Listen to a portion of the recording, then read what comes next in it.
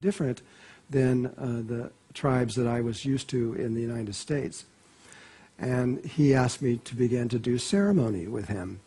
And for many years, we did ceremony with hundreds of tribes from all over South America that came in.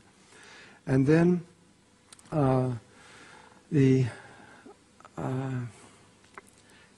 in about 2003, the Hunbatsman asked me to come in, and we began to do ceremony in ways that was much, much deeper, involving tribes from all over the world at this point, and where I began to understand their ceremonies and what this meant, because I didn't really understand what ceremony meant at that point.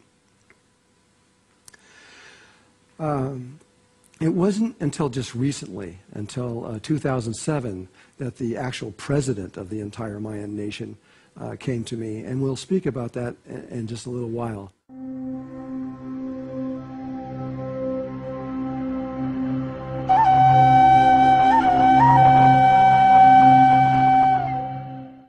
We know that human consciousness is evolving. Science has recorded this evolution over long periods of time and is very aware of it. The Encyclopedia Britannica, it discovered something recently, and I think it was in about the late 80s when this happened.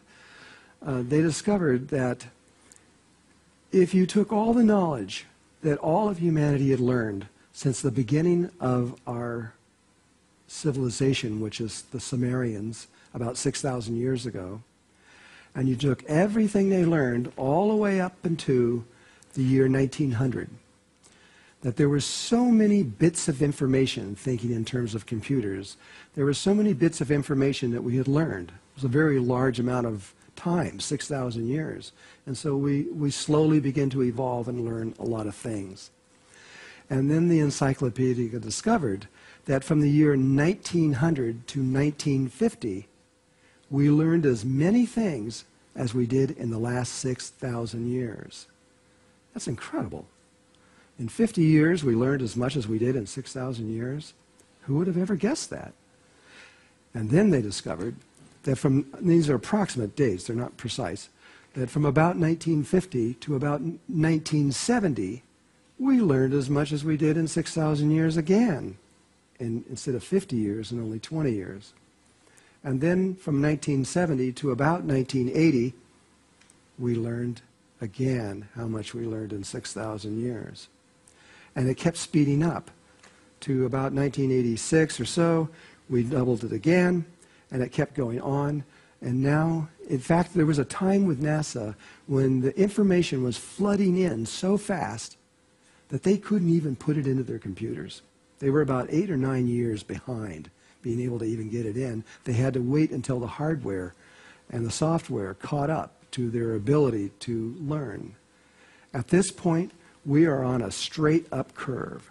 We are learning as much as we learned.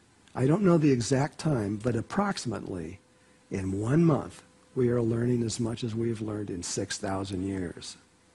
This seems impossible, but it's fact if you check it out. And so it means that there's a curve. We were slowly evolving, getting smarter and smarter and smarter, and all of a sudden, as we're approaching modern time, we started going up, and it's a straight-up curve right now. What the Mayans say is that we are about to go through a consciousness change, a change of great, I don't even know how to put this in human terms, but it is, we are about to become something brand new, a new species, a new way of perceiving the reality. And that's really what this show is about, is this change in consciousness.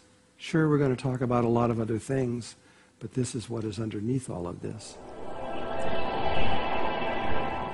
When we look back at the ancient cultures, it becomes clear that we humans are now very different than we were, say, 2,000 years ago. That's pretty obvious. Not just our modern techno-toys, but different in how we perceive the very reality around us, what we think the reality is, and who we think we are within this. The Mayans say, however, that human consciousness evolution is timed to the cycles of time, similar to how DNA unfolds as it reaches certain chromosomes, and that we are now at this moment approaching a narrow point in time when human evolution speeds up tremendously and makes a jump into a new level of awareness. We become something greater than what is now called human. It is within this understanding that we will return to explain what the Mayan have to say about what we are about to become. And it is within this understanding that we will constantly be referring when we speak about human consciousness changing. So just understand that, because I'm going to keep talking about it.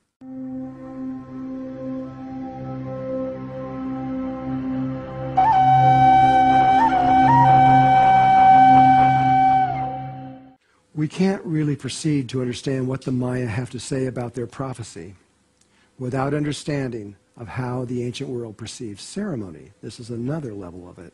We are actually linked together in the Mayan mind. Ceremony to the ancient world was far more than what we in the modern world understand or even begin to grasp. We think that science and logic is the way of this new world we live within. We definitely believe that we are superior to what has come before us, and that technology will eventually make our lives better and more worthwhile. But if you think that technology is going to save you from what Mother Earth is about to bring to humanity, and if the Maya are correct, then you're in for a hard surprise. Like we said in the beginning, life is not what you think it is. And the Sanskrit Vedas, written over 6,000 years ago, it speaks about this time we now live within. It talks about how we learn about electricity and magnetism, and that how we learn to fly in the sky with metal boxes. That's actually a quote. And then on a single day, the Vedas say, we give it all up. Much like a child as it grows older, it lets go of its teddy bear and reaches for a higher vision. We're about to do the same thing. From the Mayan point of view, high technology is not a sign of an advanced civilization. It is a sign of a civilization about to be advanced. What good is technology to a people if they discover that the human body and human consciousness is capable of doing everything that technology is now doing, and far, far more? This is what we are about to understand according to the Maya. First of all, the Maya people see and know the earth as a living being and conscious of everything that is occurring on her body. And further, the Mayas see that everything in the heavens are living beings that interact with each other. We don't. We just see the earth as a rock. Ceremony is direct communication and a living bond with Great Spirit, Mother Earth, Father Sky, and all life everywhere.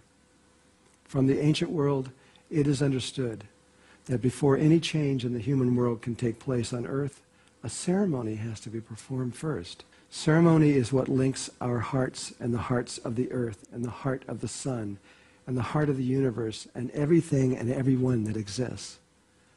When the ancient world enters into ceremony, they enter into a sacred world of eternal possibilities.